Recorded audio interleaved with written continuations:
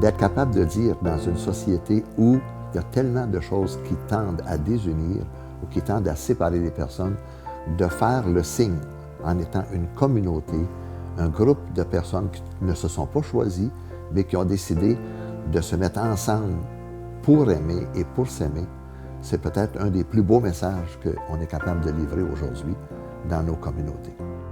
J'ai vécu dans les années 60, 70, la période où ça sortait de communauté à pleine porte. Je n'ai jamais eu vraiment le désir de quitter la communauté. C'est comme si j'étais enraciné dans quelque chose qui me faisait vivre, qui m'aidait à rendre d'autres personnes encore plus vivantes. Ça vient me chercher comme frère, ça vient peut-être me chercher comme personne humaine. C'est moi ce qui est important, c'est que l'autre, et n'importe quel autre qui est devant moi, là, je veux le rendre meilleur possible, je veux qu'il soit le plus heureux possible, je veux qu'il s'estime et qu'à son tour, il devienne un excellent citoyen et qu'il soit heureux et qu'il s'engage à son tour. C'est peut-être le côté de notre présence intérieure qui est notre charisme propre à chacun. La manière d'être là, d'être significatif comme personne. Pour moi, ça me parle beaucoup.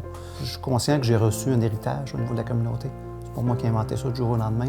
Puis je m'aperçois que je porte un petit peu cet héritage-là, puis je souhaite le transmettre. Pour moi, je suis frère, puis c'est de prier ensemble. Mais c'est pas ceux qui disent Seigneur, Seigneur. C'est ceux qui font la volonté, je veux dire, qui retroussent leurs manches puis qui vont faire quelque chose. Si on voulait être une communauté de contemplatifs, on ne serait pas des frères de l'institution chrétienne. Le critère pour être un religieux, je le dis aux jeunes, hein? Veux-tu savoir, as-tu la vocation? Es-tu heureux?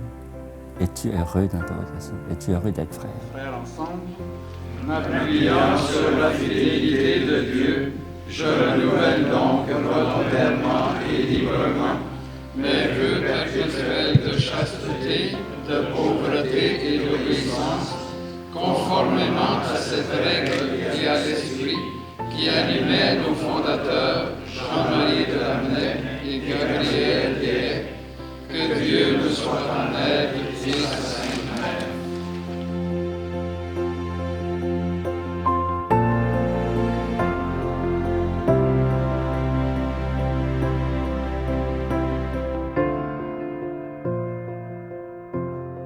Je viens de Saint-Stanislas, c'était à Montréal. C'était un frère qui enseignait à l'école. Puis il s'occupait du sport, les activités de jeunes. Là, la cour d'école, c'était le terrain de jeu. Puis c'est ça qui m'a donné le goût de faire comme eux autres, de m'occuper des jeunes, mais de l'école, mais surtout après l'école, autour de l'école, des sports, puis les activités des jeunes. J'ai vécu des situations assez difficiles, je dirais, de, mettons, à peu près 5e année primaire jusqu'à secondaire 2, 3. Tu sais, tu as besoin d'amis, mais en fin de compte, toi, tu es un peu le bouc émissaire. Mon expérience m'a amené à travailler dans ce milieu-là pour changer les choses, pour développer l'entraide, la solidarité, la fraternité, plus que ce que j'avais vécu. Alors, tu sais, j'ai senti à travers cette expérience de vie-là une espèce d'appel à faire une différence. Pour moi, il y avait déjà une certaine attirance dans la mission d'éducation, mais c'était très, très sommaire. Bien sûr qu'avec le temps, quand les années sont passées, j'ai pu comprendre davantage qu'il n'y avait pas simplement ce rôle d'éducateur qu'il y avait dans la vie religieuse, dans la vie que moi j'embrassais. La dimension la plus profonde de ma vie, celle dans laquelle je voulais m'embarquer, c'était de suivre Jésus d'une manière particulière, comme on le fait à l'intérieur de la vie religieuse. Ce qui m'attirait, c'est l'espèce de service intense, organisé, presque sans limite, que les frères vivaient. J'ai vu des frères qui étaient heureux, qui étaient épanouis et qui aimaient beaucoup se donner, se dévouer pour les jeunes. J'ai été bénéficiaire là, de ce don de soi-là et ça m'a inspiré beaucoup à dire j'aimerais faire la même chose. J'ai senti que dans la vie religieuse, le Seigneur voulait que je sois plus libre par les vœux qu'on fait. On se donne au Seigneur et on devient plus libre de donner du temps aussi pour les autres. Alors ça m'intéressait. Et il y avait un autre élément qui était important, c'était l'efficacité d'un groupe, de plusieurs personnes qui œuvrent dans un même endroit. C'est une force très positive qui permet d'obtenir des résultats intéressants avec des gens qui ont des objectifs semblables. Et ça m'intéressait beaucoup. Travailler en équipe. Les frères sont ensemble, réalisent des choses ensemble. Depuis ma première communion, c'est difficile à dire, mais c'est comme si des choses de Dieu m'intéressaient. Et puis là, ça s'est précisé un peu plus là, quand ça a été dans une communauté. Et au début, moi, je voulais devenir prêtre. Mais je pense que ce qui m'a attiré vers la communauté, c'est d'être frère avec d'autres. Travailler aux choses de Dieu avec d'autres, ça me disait de quoi. La vocation, la motivation à la vocation, on dirait que c'est quelque chose qui se découvre peu à peu. La joie de vivre frère, la joie de vivre comme disciple de Jésus, être présence de Jésus aujourd'hui auprès des jeunes, là où je vais. C'est ça qui m'a donné un sens à la vie.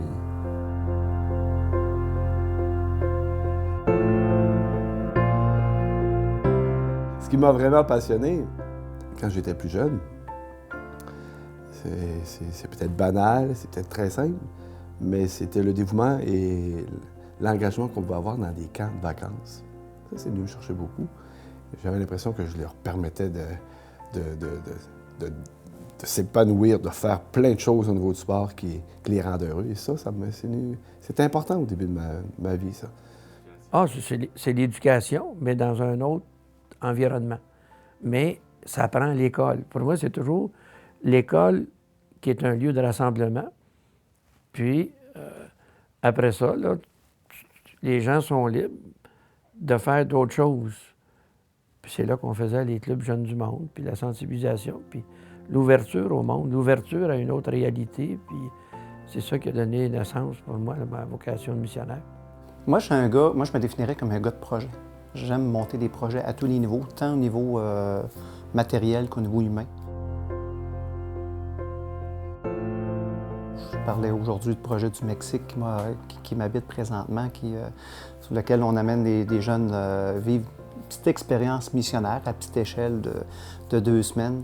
Mais c'est tellement parlant, cet élément-là, de faire vivre quelque chose à d'autres personnes, qui amène à se dépasser, qui amène à voir d'autres réalités qui sont différentes de ce qu'on voit. Puis là, on s'aperçoit qu'il y a autre chose. Mais à chaque fois, j'ai eu la chance de vivre ça. Ça m'a beaucoup rejoint, ça a collé beaucoup à ma réalité que j'aime. Il y a des choses très simples qu'on fait là-bas, autant qu'on fait de l'animation auprès des jeunes, des jeux simples. On fait un petit projet de construction également. Donc, c'est un projet à la fois de don de soi, un projet de groupe aussi, de vivre ensemble quelque chose dans lequel on laisse une petite teinte, okay? On laisse une petite marque en quelque part dans un pays étranger. Pour moi, c'était vraiment ça a été davantage l'animation, où je faisais des rencontres vraies et je pouvais créer justement le terreau, pour que se développent des relations positives entre les jeunes. Puis à travers ça, d'essayer d'ouvrir les jeunes à la détresse et à la coopération, à l'entraide. Ça a été pour moi le cœur de ma passion, je dirais.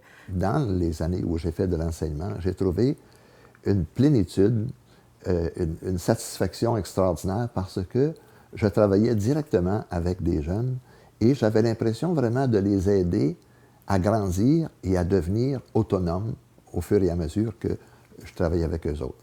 Et pour moi, c'est quelque chose qui donnait tout son sens à ma vie. J'ai été ensuite en responsabilité face à mes confrères, dans des fonctions comme le provincialat, des choses comme ça. Et là, la fascination, ça a été vraiment de travailler avec les frères, de les aider à grandir, de les soutenir dans leurs difficultés, de les orienter, de les aider à s'orienter dans les choses qu'eux autres, ils avaient à vivre et d'établir avec eux autres un lien fraternel très étroit. Je dois dire que j'ai toujours aimé annoncer Jésus-Christ, ça a été facile pour moi.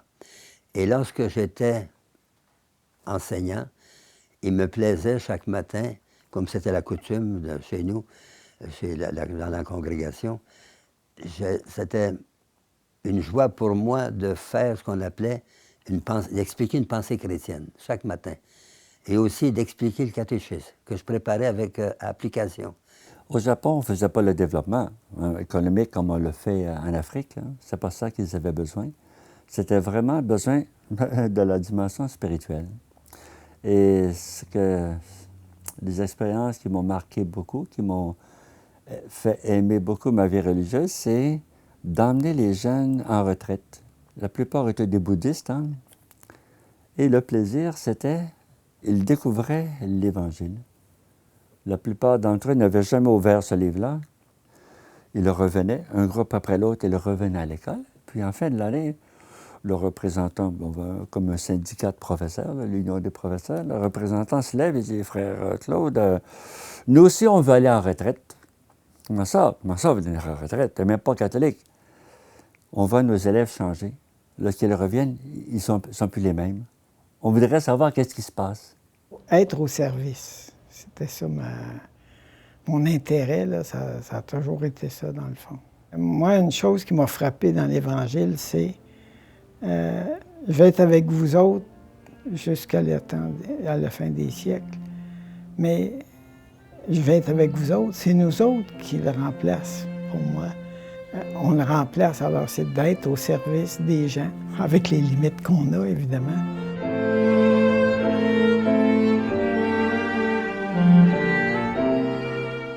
Alors, cet aspect, disons l'engagement social de la vocation, hein, c'est un aspect très important. Je l'ai vécu particulièrement en Afrique. Sur 10 projets qu'on faisait, 1 ou 2, c'était pour nous, nos écoles, mais les 8 autres, c'était pour la population, pour l'eau, la nourriture, les médicaments et tout ça. La vocation de frère a toute une dimension sociale, hein, d'engagement, de progrès, d'amener le développement. On a rarement des pauvres à notre table. Les pauvres, ordinairement, on développe des mécanismes pour les aider, mais de loin. Fait que je me dis, y a-t-il quelque chose qu'on peut faire comme membre associé, comme frère, pour être plus conscient du partage équitable de la richesse, pour que ça nous interpelle, puis je le dis pour moi aussi, là, puis je ne veux pas faire de jugement, c'est juste un questionnement. C'est ça que moi, j'interpelle. Ici, on est une vingtaine d'employés là, à temps plein, et on a déjà été 30. Et pour moi, j'invite les gens à être bénévoles dans leur domaine de compétences. Et je me dis, c'est vrai pour les frères, c'est vrai pour les sœurs, puis c'est vrai pour les membres associés. C'est qu'on met ça dans des bureaux d'optométristes ou de lunetterie, et les gens donnent leurs vieilles lunettes qu'on récupère. Puis quand les gens partent, ils partent avec 3 000 à 4 000 paires de lunettes. Ici, c'est une infirmière, un professeur ou quelqu'un qui a un effet multiplicateur. À ce moment-là, ils prennent la prescription, puis s'ils ne l'ont pas, ils vont lui donner la plus proche. Puis quand ils vont revenir ici, ils vont faire exactement les lunettes que la personne devrait avoir.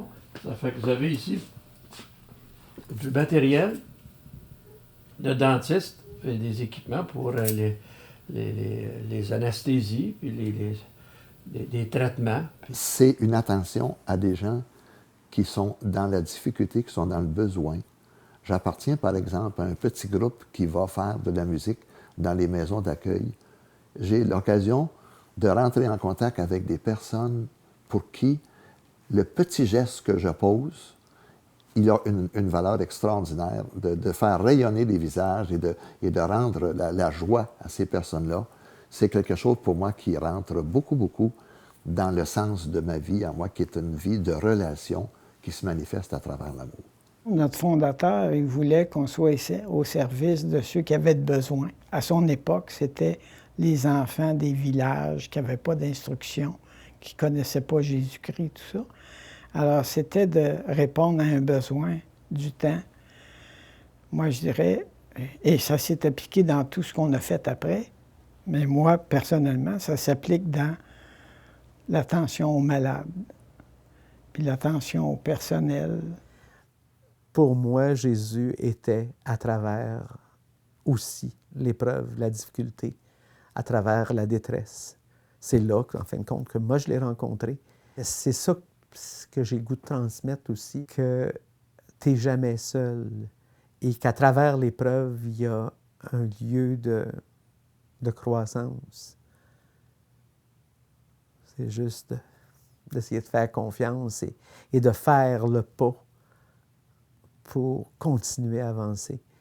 Mais aussi d'avoir cette présence-là envers des jeunes qui ont un petit peu plus de difficultés, que ce soit au niveau académique, que ce soit au niveau social aussi. On a un rôle super important d'aller chercher ces jeunes-là. Comment on fait faire en sorte que cette inégalité-là, où des jeunes qui ont plus de difficultés, soit à se faire aimer, à se faire... à percer, à se valoriser dans ce qu'ils sont. Comment on peut faire pour essayer de les faire ressortir? Autant que nous, on apporte je pense, des choses à ces personnes-là, autant elles nous apportent, elles font en sorte qu'on est vivant. Maintenant, j'ai l'impression qu'il faut être beaucoup plus proche des personnes, signifiant, donner du sens à la vie, donner du sens à notre existence. Et je pense que ça, c'est un des rôles que je dois avoir auprès de toutes les personnes. Et quand je parle de toutes les personnes, je pense aux jeunes, aux moins jeunes, à mes confrères de communauté, à ma famille, à mes amis. Je me sens dans l'obligation, mais une obligation que j'apprécie, d'être le plus signifiant vis-à-vis de ces gens-là, de leur dire des choses, d'écouter ce que ces personnes ont à me dire, et de les aider à comprendre la vie et à donner un sens à leur vie. Il me semble que c'est ça mon rôle présentement. Les demandes pour assumer, s'impliquer dans la nouvelle évangélisation sont nombreuses. Puis moi, je remarque qu'elles ne manquent pas pour moi non plus. Par exemple, je peux très bien annoncer Jésus-Christ aux membres associés. Je peux aider pour les cursilistes, comme je l'ai dit tout à l'heure.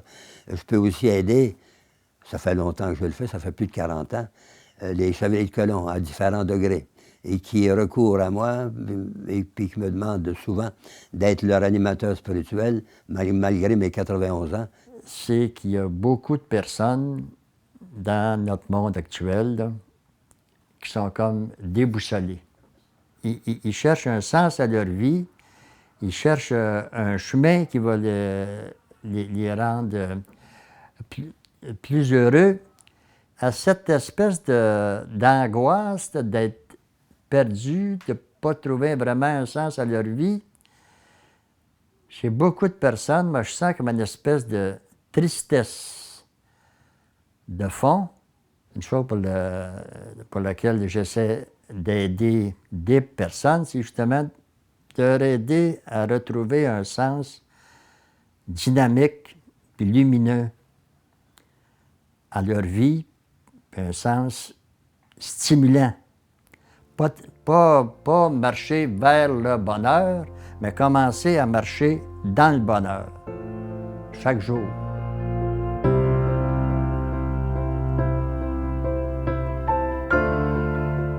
J'ai été touché, par le suicide des autres, des jeunes. Que les jeunes en viennent à s'enlever la vie, ça m'a... c'est comme si... ça faisait comme un non-sens pour moi. Ça m'a beaucoup chaviré, ça m'a bouleversé. Ces décès de jeunes qui souffraient trop. On a développé un réseau assez intéressant de sentinelles dans le milieu. On a entre 30 et 40 jeunes en 4e, 5e secondaire qui sont formés pour être dans leur classe des sentinelles qui peuvent détecter, entre autres, cette détresse-là. Et puis, étant reconnus aussi dans le milieu, bien, c'est souvent des jeunes qui vont des fois recevoir des confidences, mais ils savent quoi faire avec. Ça n'enlève pas qu'il y a de la détresse, ça n'enlève pas, mais on arrive davantage à reconnaître, à dépister, puis à agir là, avant que le drame se passe. De développer cette espèce de réseau de fraternité, d'entraide, cette espèce de chaîne de fraternité qui fait que tu n'as pas des maillons isolés, mais qu'on fait communauté. Alors pour moi, ça a été, je dirais, ça a été à travers ça que j'ai vécu le plus ma vocation. Lorsque je me suis engagé comme jeune frère dans les mouvements de l'école, dans l'animation des jeunes au niveau du sport, dans les camps d'été où on était un groupe qui avait du temps, qui avait de l'énergie, qui avait le goût de s'investir pour la jeunesse. Je me suis senti frère. On était efficace, on faisait des belles choses, on réalisait des projets le fun avec les jeunes. Et je pense qu'ils étaient heureux. Puis nous autres aussi, à travers ça, on était très heureux. Le développement plus matériel du côté Afrique, une des sessions que je faisais à mon âge, on ne fait pas l'enseignement aux enfants, on fait de l'entraînement, de la formation aux professeurs et aux parents. Et une des dernières sessions que j'ai faites, c'est dans un endroit qui sortait de la guerre civile. L'école était très abîmée encore, il y avait des trous dans la toiture et tout ça. Et le thème de l'année, c'est « École foyer d'espérance ». Vous autres, les professeurs, vous pouvez faire de l'école un signe d'espérance dans votre milieu. Nous avons pris cette école-là parce que personne ne voulait l'avoir. Les élèves qui ne voulaient plus aller à l'école, les élèves qui devaient reprendre les années, bon, ils les envoyaient, c'était Saint-Rosaire. Ils envoyaient ça à l'école Saint-Rosaire. Et l'expérience fait que 4 ans après, tous les élèves des autres écoles voulaient venir à Saint-Rosaire. Vous voyez le changement qui s'est fait. C'est pas qu'on ait bâti beaucoup de choses. Bon, on a réparé des choses, on a entendu un peu de nouvel équipement, ça va. Mais ce qui a changé, c'est l'esprit. L'esprit qu'on peut donner à une œuvre d'éducation. Et ça, dans un milieu particulièrement difficile. Le frère a cette liberté de voir un besoin et avec l'aide des autres, on ne fait pas ça tout seul, avec l'aide des autres confrères, de changer des situations vraiment.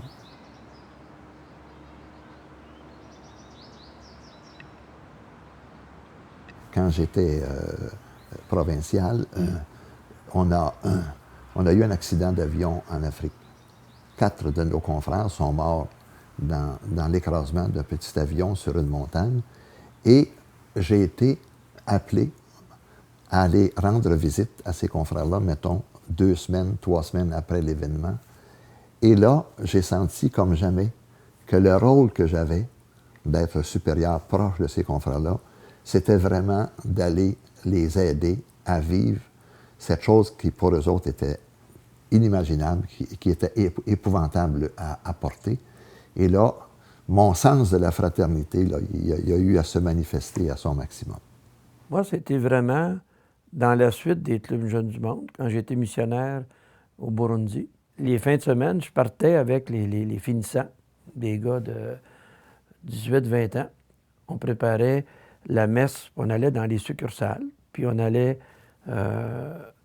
faire la célébration de la parole, puis j'amenais l'Eucharistie aux gens qui voulaient communier. Mais dans une paroisse, il y a à peu près une douzaine de succursales, des gens qui sont ça nous prenait 20, 30, 40 minutes de véhicule pour nous rendre à cette chapelle-là. Le plus beau cadeau, c'était d'apprendre la langue, le Kirundi, pendant 6 mois de temps, dans un centre spécialisé, et comprendre la culture, les coutumes, comment ça se passe.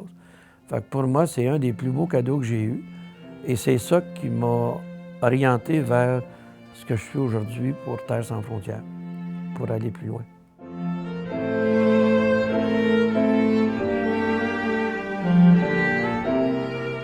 J'ai contemplé à plusieurs reprises les icônes. Ça me plaît beaucoup, les icônes. Et celle sur laquelle je me suis arrêté, après avoir vu votre question, c'est celle où Jésus se trouve avec les enfants. Sa phrase qui dit « Laissez venir à moi les petits-enfants ».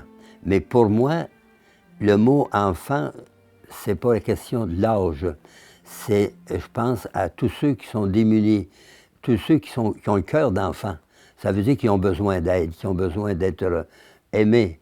Je pense, par exemple, à ceux qui sont malades, à ceux qui vivent de solitude, les handicapés, tous ceux, par exemple, des jeunes qui traînent les rues puis qui viennent nous voir, qui demandent un encouragement, qui demandent un conseil, qui demandent des fois une aide financière. Il y a un texte dans l'Évangile de Matthieu, au chapitre 25, qui parle qui exprime bien, je pense, la vie et la mission de tout chrétien et celle du frère. C'est celui où il dit chaque fois que vous l'avez fait à l'un de ces petits, qui sont les miens, vous l'avez fait à moi. C'est à moi que vous l'avez fait. J'avais faim, vous m'avez donné à manger. J'avais soif, vous m'avez donné à boire. J'étais nu, vous m'avez vêtu. J'étais en prison, vous êtes venu me visiter. Chaque fois que vous l'avez fait à l'un de ces petits, c'est à moi que vous l'avez fait. Et ça, c'est très interpellant, c'est très exigeant. Et moi, ça me parle toujours, ça. Le texte qui a toujours orienté mon agir, c'était le Matthieu 25. Cette espèce d'appel de Jésus à s'occuper de ceux qui souffrent, de toutes les formes de détresse. Pour moi, ce texte-là continue à me parler énormément. Tu as du prix à mes yeux. Tu comptes pour moi. Tu es important. Et ça illustre aussi l'importance que moi, j'ai toujours attribuée dans ma vie à la relation avec le Seigneur et à la relation avec les autres personnes. Pour moi, ça primait sur toutes les questions d'organisation et tout ça. Le plus important, le plus essentiel, c'était d'en arriver à ce que l'autre se sente important quand j'entre en communication avec lui. L'enfant, l'élève, le confrère, pendant une bonne partie de ma vie, se sentent important.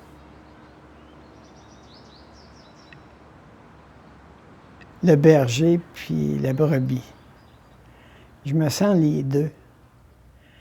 Le berger qui est au service, qui voit ce que ça aille bien, que s'il y en a une de perdue, s'il y en a une de blessée, qui est attentif à ça, qui est présent à ça. Ça, je me reconnais dans ça, puis j'ai l'impression que c'est de cette façon-là que je peux remplacer Jésus, en étant comme lui, le bon berger. Puis je me sens aussi la brebis parce que j'ai beaucoup confiance en ce qui va arriver. C'est comme si j'ai pas peur de ce qui s'en vient. Il me semble que la brebis, avec un bon berger, elle ne s'inquiète pas. Bien, je me sens comme ça aussi. Puis j'ai pris le récit de Marthe et Marie et j'inclurais Lazare à l'intérieur de cette famille-là. Et la relation de Jésus avec cette famille-là, pour moi, ça m'a toujours parlé beaucoup. Autant cette relation d'amitié, cette relation de proximité, d'être proche. Non pas Jésus qui commande, Jésus qui fait vraiment de la prédication, mais qui est là comme présent, comme ami. Et moi, ça m'a toujours jasé cet élément-là. Est-ce que je suis capable d'avoir cette relation-là autant dans ma vie de foi?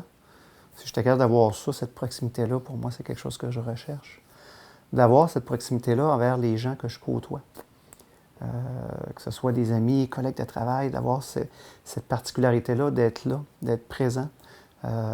Présent d'égal à égal, présent d'une manière simple. Dans le récit des disciples d'Emmaüs, c'est Jésus qui prend l'initiative d'aller les rejoindre. Il ne court pas devant eux autres pour dire « Suivez-moi ». Il marche avec eux autres. Il marche à leur pas, il marche à leur rythme pour avoir le temps de bien écouter l'angoisse qu'ils vivent, la déception qu'ils vivent. La relation devient de plus en plus forte, devient de plus en plus intime. Puis, les disciples d'Emmaüs finissent par inviter Jésus à aller prendre le repas avec eux autres.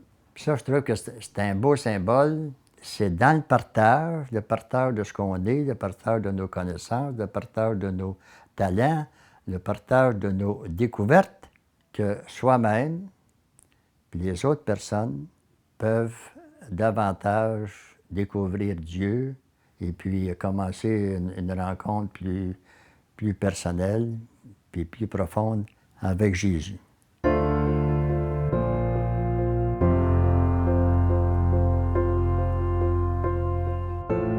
Actuellement, on arrive avec notre vieillissement, l'avancement en âge, à un tournant d'une certaine façon qui affecte la communauté. Et une des choses que l'on vit, on le vit présentement ici dans notre maison, c'est que cette maison-ci, elle est mise en vente. Donc, ça veut dire qu'on sent le besoin de se retrouver, de se regrouper, parce que nos forces diminuent, le nombre aussi diminue. Pour moi, c'est pas beaucoup plus clair que ça. Est-ce que dans dans 10 ans, dans 15 ans d'ici, il ne restera plus un frère d'instruction chrétienne ici au Québec, je ne le sais pas. Mais ce que je sens, c'est que les éléments de vitalité qu'on a et qu'on est en train, entre autres, de transmettre à l'intérieur de nos associés, c'est des choses qui risquent encore d'exercer une bonne influence dans le milieu.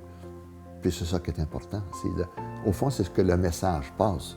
Le messager, lui, c'est peut-être un petit peu moins essentiel. Ça se développe ailleurs. Si je regarde en Afrique, il y a des confrères jeunes, il y a du dynamisme qui est là. Il y en a ici également. C'est certain que les forces sont moindres. Et peu importe ce qui va se passer, il y a un côté de foi que j'ai en dedans de moi. Peut-être qu'au Canada, ça peut arriver jusqu'à s'éteindre, mais le niveau spirituel, ce qu'on aura laissé, ce qu'on aura donné, ça, il n'y a personne qui va nous l'enlever. Ça ne s'éteindra pas, ça va se rester, ça va se transmettre. Les gens souhaitent le transmettre. Au Québec, on a moins de religieux, on a moins à s'impliquer dans l'éducation, mais ailleurs, dans les missions, en Afrique notamment, on a beaucoup de jeunes frères qui entrent en communauté, beaucoup de jeunes qui entrent en communauté, qui deviennent jeunes frères, et qui travaillent dans l'éducation où il y a des besoins criants, des besoins importants. Et c'est là qu'on fait œuvre d'éducation. Et ça va se poursuivre pendant des années. Et peut-être un jour, ça reviendra au Québec. Ce sera au Québec qu'on aura peut-être besoin à ce moment-là d'autres personnes. Alors, c'est un cheminement. C'est encore une roue qui tourne. Puis l'Esprit Saint voit à ce que ça tourne le plus rond possible. Il faut aller vers l'extérieur pour trouver des modes d'engagement, même si tu as 75 ans, mais selon tes possibilités. Mais contacter. Les gens en veulent. Moi, je rencontre souvent du monde, là, puis je garde ma croix, puis les gens m'interpellent. Êtes-vous un frère? Je dis oui. Il y en a encore. Je dis oui, il y en a encore des frères. Puis là, Terre sans frontières, ben c'est ça, là, c'est frère. On a confiance. Moi, je dois dire que je suis émerveillé par l'expérience que nous vivons avec les associés, parce que depuis que les associés se sont unis à nous, on a fait du cheminement ensemble. On était capable, pas seulement de se sentir bien ensemble, mais on était capable de réfléchir en profondeur sur notre vécu, le vécu du frère, le vécu de l'associé et tout ça. Et on s'aperçoit qu'on a les mêmes appels. On a des appels à se donner à d'autres pour les faire être mieux, comme on le faisait dans le temps de l'éducation. De sorte que ça, c'est encore, là aussi, c'est tout plein d'espérance. Quand je fais des animations pour les associés, je m'émerveille aussi de la réceptivité que ces personnes-là ont lorsqu'on vit ces moments-là. Et pour moi, c'est une grande espérance.